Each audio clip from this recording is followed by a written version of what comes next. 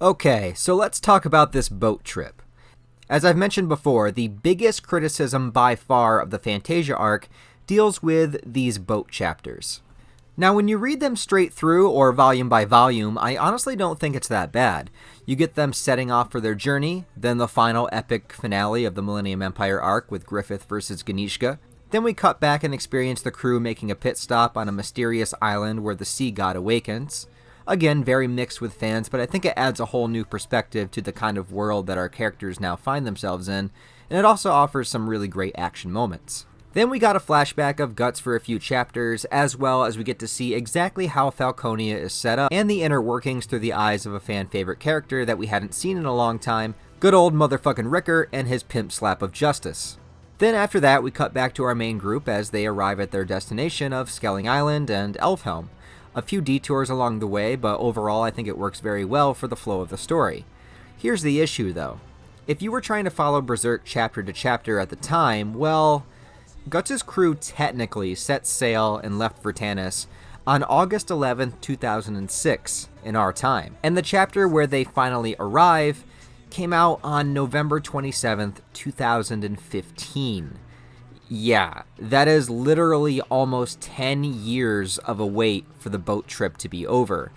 As I mentioned, the gaps in between chapters and the returning hiatus became more and more frequent during the Fantasia arc, and I think it's its biggest blow as far as how people view the series.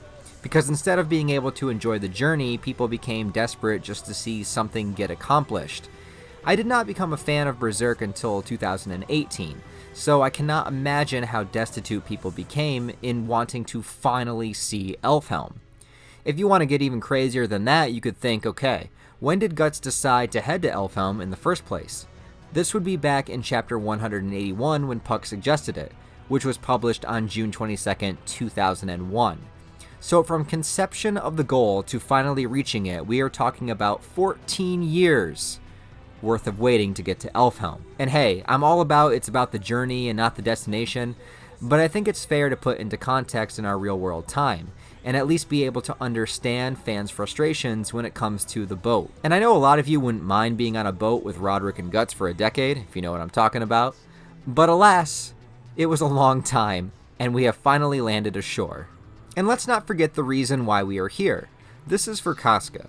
Originally, to take her someplace where she would be safe from the demons coming for her brand, and then for the possibility of healing her mind. And so we get one of those rare moments where Guts is able to smile as he thanks his comrades, knowing that it took all of them to get this far, and it really is a sweet moment to see Guts, of all people, not only being able to breathe a sigh of relief, but also to be excited for the coming possibilities of what arriving here could actually mean for his beloved. And there's a cute moment of Puck recounting why he left Elfhelm in the first place, reworking his fight with a seagull into some sort of epic battle scenario, reaching a middle ground and then riding on the seagull's back, only to then fall asleep and roll off of it onto a random boat. I think this is a really funny moment, and it also got me hopeful for perhaps, maybe, possibly, some development for Puck, since he's been steadily doing less and less ever since being introduced to the new characters. So could he have possibly been exiled from the island for some reason? Maybe he has a long history of mischief here. Maybe he's made waves in the past. Maybe there are mourning characters who thought he might be dead. Maybe he's the key to some important piece of information. Yeah, don't get your hopes up for any of that. Docking off of the boat, our main crew prepares to explore the island. We have Guts, Casca, Farnese Serpico, Shirike, Isidro, Puck and Avalra, as well as Roderick, a few of his nameless crew members, Magnifico, Isma, and Azan. I mean, the fearless mustache knight. And that's quite a bit of characters to explore the island, and definitely the biggest our group has ever been. Before embarking, Isma's mom gives her a shell which allows them to communicate, somehow, and she also makes them aware that time moves differently on the island than it does in the outside world, a very important fact that will no doubt play a factor in the upcoming chapters. In fact, we have heard of this before. The same thing happened around Flora's mansion, and we also had the story of Peacock, a children's tale that spoke of Peacock believing that he was an elf, so he ran to the Misty Valley, but he stayed too long, and when he returned, several decades had passed. This is a scary thought, as we know right now the entire world, or what's left of it, is pretty much humanity being herded into Falconia under Griffith's reign. So it begs the question, if Guts and crew are here for a while, then just how many years will pass on the outside, and what will become of the world by then? Many questions that will soon hopefully be answered. The first thing the crew finds are a bunch of gravestones that Puck does not recognize, and enchanted in a way that they are meant to confuse and misdirect people as a deterrent for newcomers stumbling upon the island, and is sort of like a magical labyrinth in a way, placed here after the merging of the astral and physical worlds. So how do they find their way around this? Well, they tie a string to Puck and have him lead the way, as the magic won't affect an inhabitant of the island. It's as silly as it sounds, and again, one of those little moments that makes Guts smile. And wait, is Guts even laughing here? Do we actually have a genuine laugh coming from Guts? Holy shit, this is iconic. Well, they manage to get through the maze, only to arrive in a pumpkin patch, awakening a bunch of scarecrows. These creatures seem to be just made out of straw and whatever else, but they carry large scythes and pitchforks. Technically, they are also considered golems, and remember, a golem can be made out of any material, really. It's simply an object that's being controlled by a magical entity, usually for protection and defense. It's just like when they first arrived at Flora's. And we're going to see a lot of parallels to Flora's mansion and here on the island. And they obviously feel no pain and have no emotions. They're just enacting their enchantment programming. So Guts and company begin their attack, and look at Roderick, pulling out his sword and telling his crew to protect the women. What a motherfucking boss. A gentleman and a scholar. I appreciate you, Roderick. From the distance, there's a few inhabitants of the island covered in shadow for now, mentioning that they sense some magic from the intruders, and another denying it, stating that all outsiders are just savages, just giving us a small glimpse into how they view the outside world.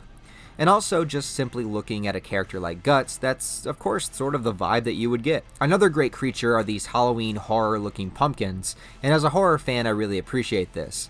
They also kind of remind me something out of Goosebumps, and I promise that's not an insult, that's awesome. But since hacking and slashing vegetables isn't exactly super effective, Shirkei uses a spell borrowing power from the earth elementals in order to stop the creatures from the ground itself. Since the Guts team has thwarted every line of defense so far, someone else watching sends out their biggest obstacle, a giant burning wicker man. And this thing is awesome.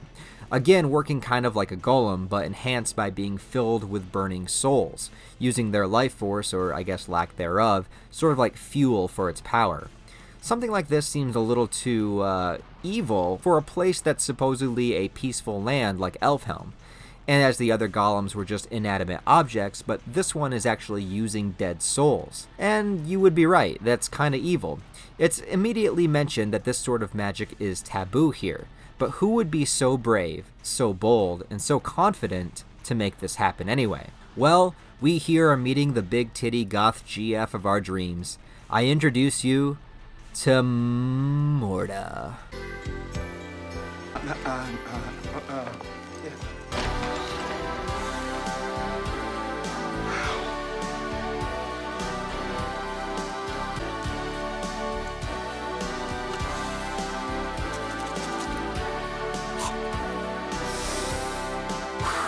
A witch so hot that she could probably keep the Wicker Man burning all on her own. Gotta love a girl with a dark side. And she says, what good is a puppet if you don't play with it? And all I can think of is just, nope, must not simp. Though I do wish the fight against the Wicker Man was a little bit longer, I can't deny how fucking raw of a move Guts uses to defeat it. Doing a power slide on his back to go underneath it, and then blasting his arm cannon up through its crotch, bringing it to its knees, and then finally slicing it open with his Dragon Slayer, releasing all of the souls back into the ether. Her and the other mages that use the Scarecrows and the pumpkins fret over the fire from the Wicker Man that's now burning the field around them, but a rain cloud immediately appears to drown it out. Not naturally, of course, it was a manipulation of air and water elementals by a very powerful magic user, none other than this short little badass riding up on a goat. Ironic since he is a goat. This is Gedfring, the head magic guru of the island and teacher of these mages in training.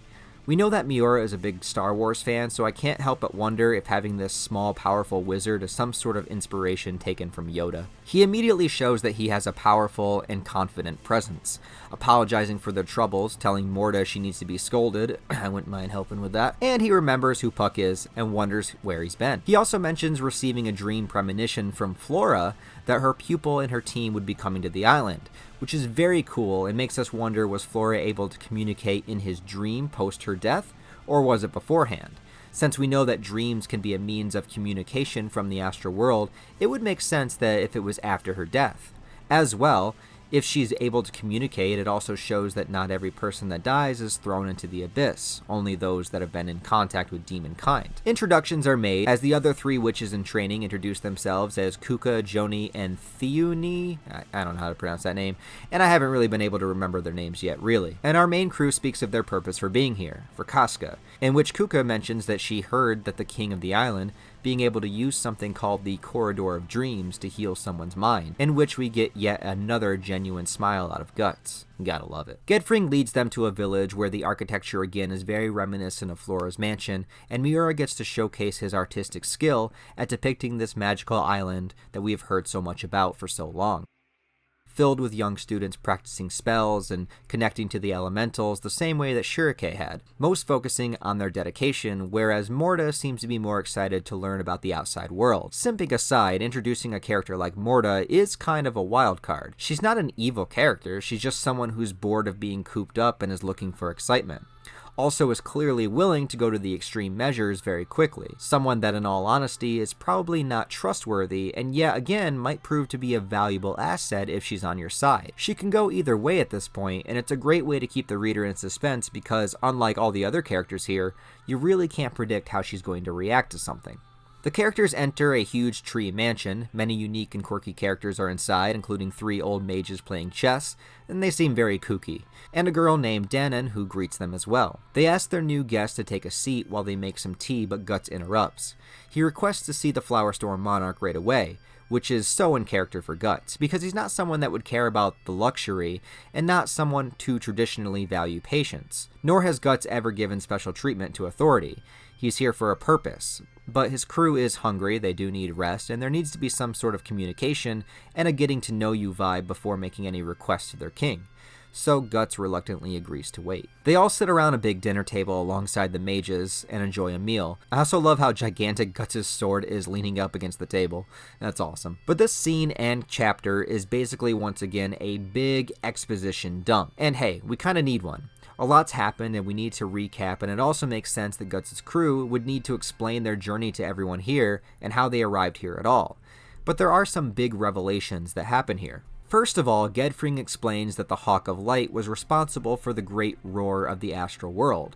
So for context, remember that Guts and his crew was already in the middle of the ocean when Griffith cut through Ganishka with the Balit sword swing. From that moment, all that powerful astral energy was unleashed, the dimension was cut into, and the astral and physical worlds merged into one, unleashing monsters across the entire planet and increasing magical energy everywhere. This is a big deal to mention because technically, the only person that knows Guts' ties to the Hawk of Light are Puck, who knows the entire story, and Shirake, who knows who the Hawk of Light is on Earth and knows that he's responsible for branding Guts and Casca. The rest of the group has no idea about Guts' connection to Griffith, or even really that Griffith is the Hawk of Light. Serpico had mentioned knowing who Griffith was by reputation because of everything that he did for Midland back in the Golden Age arc, but they do not know that Griffith is now a god hand leading people to the salvation of Falconia.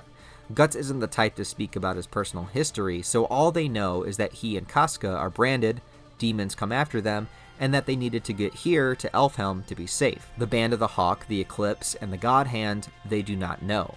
The most we can assume is that Shirake may have mentioned the Hawk of Light off-page somewhere during the travels, but we can safely say that none of them other than Puck knows that Griffith and the Hawk of Light are the same. Well, here at this dinner table conversation, all is finally revealed. Well, at least about the Hawk of Light's identity being Griffith, and that he is responsible for merging the worlds. We are also told that this is possible because of the World Tree, which is basically what Ganishka's body turned into after his death, a giant fissure linking the worlds together. Its branches sprawling across the sky, known as the Elfin and Dragon Paths, and they are kind of like holding the world together and can be used as a means of travel, as we've seen with the Moonlight Boy. And it's reconfirmed that on occasions the paths would overlap the worlds, allowing someone to pass from one world to the other, but it would be on very rare occasions, also usually happening during a full moon when magical energy is stronger, and usually involving children as they are more open-minded to the spiritual/supernatural. This is done through the Elfin Paths, which link the worlds, and the Dragon Paths reach into the deepest layers of the astral world. And Guts has actually already been through a dragon path once before, but was unaware. Gedfring mentions that the Beylik Guts carries with him, a fetish for transporting somebody deep into the astral world, traveling by means of the dragon path. Only question now is, if the astral and physical worlds are one thing, how deep into the astral world has been merged with the physical? We have yet to see the God Hand or the Abyss on this plane, but that doesn't mean that they're not here somewhere. Only time will tell, but I would imagine that there's still another phase to happen in order to bring the Abyss here. And if my theory is correct, it directly correlates with Elfhelm's existence. Because the next bit of information that we get is the explanation as to why Griffith sent so many apostles to destroy Flora's mansion. It all has to do with the spirit trees. The symbolism of trees, roots, and branches, and how everything is connected. Trees like the one at Flora's were part of maintaining balance between the worlds, as her spirit tree would suck energy from the world tree, thus hindering it from fully connecting the two worlds. Basically what this means is that because of numerous individual spirit trees throughout the world, it would take power away from the world tree and keep the physical and astral worlds separate, as it should be, maintaining balance. The world of man and the world of the dead. By going around and burning down the spirit trees, Griffith made a way for the world tree to be brought into existence. It was all part of the plan from the very beginning, and Flora serves as sort of like a guardian to the spirit tree. Griffith knew she was powerful, and that's why he sent so many apostles there to kill her and burn down the tree. Guts and company being there was just a happenstance. Or maybe it was causality. So anyway, my theory is that the final spirit tree, and the most powerful one, is probably located here on Elfhelm, which means with my theory, Griffith and company would eventually show up here. I hope that all makes sense. Exposition and lore dump chapters can be rough. You can basically think about it as big tree bad, small trees good. Gedfring then questions Guts about the Hawk of Light's identity as a man. Who was Griffith? What did he want so badly that he would change the entire world? Guts has pause before he answers. It's been so long since he's had to talk about Griffith. Speaking it into words becomes difficult as it represents this thorn within him that he's tried to ignore. Tried to remove ever since his quest for vengeance had turned into protection for Casca. But this is the moment to explain. He says simply that Griffith will have his own kingdom, like he's always wanted, and Gedfring confirms that this is the reality and that Falconia has risen up from the ruins of Geyseric's ancient kingdom. Isidro putting two and two together, realizing that if Guts was in Griffith's mercenary band, then Guts must have known the famous 100-man Slayer. I always thought that was a really funny moment from Isidro. So Gedfring mentions that creating the only safe haven and the only kingdom in the world is a surefire way to achieve that ultimate dream. But then we get an ominous reply from Guts, that he believes that if that's what Griffith has now, that it won't end there. That knowing Griffith, at least from his human days, he knows Griffith has an insatiable appetite for power and control. Guts says that Griffith will continue to soar higher, because that's what he does. He's the Hawk. And the outcome of what this could mean is so menacing, because we have wondered since Griffith's transformation into a God Hand, how much of Griffith still remains. He's the embodiment of his dream and darkest tendencies brought to the surface now, a God Hand wearing a Griffith mask to lead the people. We wonder how much satisfaction Griffith experienced from achieving his kingdom, how much of his own personal goals are at hand as opposed to the ultimate goal of the God Hand. Could Griffith still have personal motives unrelated to the God Hand's plan? And if that's the case, could each God Hand member themselves have a personal motive as well? They have been enacting the will of the supposed idea of evil, an incorporeal entity lurking within the idea world connecting all of consciousness, creating a reality in which they give humanity exactly what they desire. And they have. But if Griffith is a godlike being with a consistent desire for ruling and soaring higher, will that desire within him that leads his every action, push him to try to achieve something more even still?